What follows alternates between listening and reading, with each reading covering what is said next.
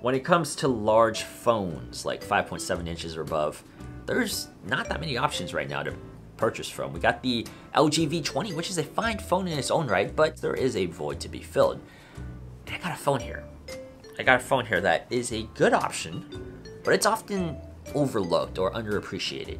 And that is none other than this, the Huawei Mate 9, which is a really big phone. And Huawei is no stranger to big phones. They've been making big phones for a long time, and they actually made a name for themselves through this Mate series because of the big screen. And at 5.9 inches, this is a gigantic screen. It's almost 6 inches. It's like the Nexus 6. So, my name is Alex from SipNoTech, and today we are going to review not only a big phone, but a pretty darn good package. This is the Huawei Mate 9, our SipNoTech review.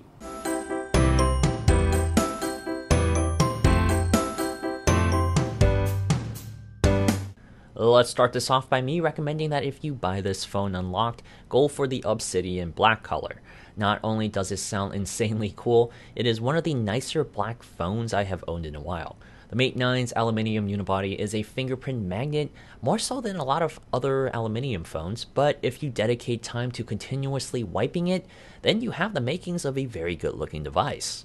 The Mate 9 carries an in-house high silicone Kirin 960 chip running 4GB of RAM, which is flagship level specs. Factor that with 64GB of storage and also micro SD expansion, and we have a highly attractive phone. On the software side, running Android 7.0 Nougat, skinned with EMUI 5, I don't really have much to complain about. If we have to use EMUI, 5 is the one to be at, as I really like the changes Huawei have implemented with this version. The skin doesn't hamper the overall Android experience, and EMUI has evolved a long way. All your typical EMUI features and gestures are here, although the fingerprint scanner additional uses is a bit stripped down for a flagship phone when compared to other offerings from the company, such as the clickable embedded button on the Honor 8. Still, the fingerprint scanner and its limited gestures are efficient and high quality, which is acceptable for flagship use. Continuing with analysis of the hardware, the phone is built well as expected from Huawei. I did acquire a ding where the paint chipped off on the side of the phone on my second day with it, but other than that, I'm happy with the build quality here. That also goes for the display on this massive 5.9-inch LCD screen. At 1080p with 373 pixels per inch, it isn't the sharpest measuring stick for smartphones, but for a near 6-inch display, the satisfaction of viewing media on this is clearly here. It was a very enjoyable screen to look at with solid colors and clarity. To top it off, the display quality is accented by excellent speakers. The bottom firing speaker accompanied by the one in the earpiece surprisingly make a great combo. They are some of the loudest speakers I've heard without sacrificing high quality audio. I haven't played hide and go seek in like forever. There's a reason for that, Lisa. We're adults now. I, for one, think that Lisa's idea is fantastic.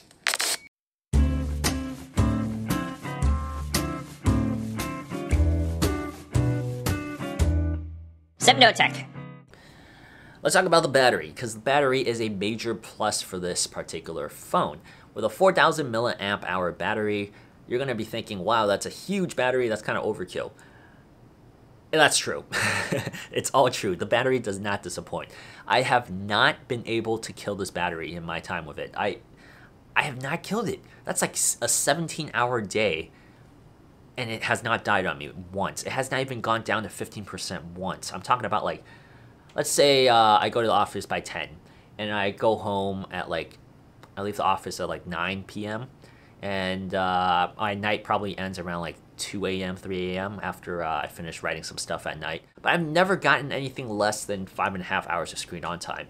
And by comparison, the best I've gotten from any flagship phone the last 2 years has been 6 hours of screen on time at max. So at max, I was able to push this to 8 hours of screen on time through that same usage. That's pretty darn amazing. And that 5.5 hours was, there was a couple of events on Fire Emblem that I was wasting a lot of stamina potions on, so I was trying to kill the battery. I still couldn't kill the battery. Long battery life is good for gaming, and the Mate 9 does this very well. It actually does everything very well. The performance is everything you'd expect and want from a flagship. Playing games is fluid and without hits, even for some of the heavier games out there. Basic tasks also fly by with ease, and I came to see this phone as a reliable companion, not only due to the fact that it won't die, but also for its competence in assisting me with my everyday tasks. Finally, let us take a look at the dual Leica cameras.